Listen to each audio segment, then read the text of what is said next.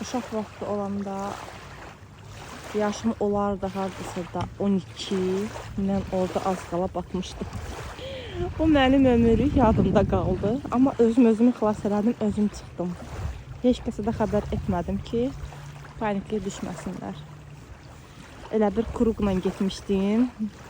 Rezinlə, nə deyirlər ona, belə yumru qoymur batmağa. Heç özüm də bilmədən artıq o səmitə, o quş uçuraya, o tərəfə getmişdim. Ayağım baxdım ki, yerə dəymir. Biraz bura səmit gələndən sonra, qaydandan sonra əlimin altından kruq çıxdı.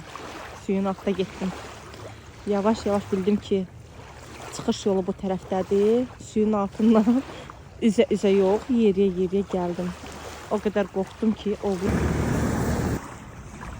Biz burada nişan şəklini çəkərkən o birilər orada bizi gözləyir. İmranın başına gəlir, dənizə baxır. Dənizin gözəli. O tərəfdə şəhərdir. Şəhərin tam mərkəzi. Bizim şəhər, necə düzgün ifadə edim, balaca bir adada yerləşir.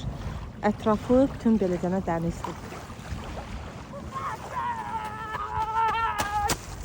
Həmişəki kimi İsmail'in dəliliyi. Oğlan oldum belədir, ana qarasını. Necə deyək? Alınmır heç cür. İsmail, İmran тебя зовет.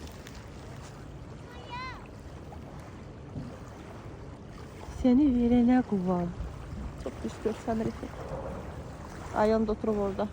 Dincəlir, dənizə baxır.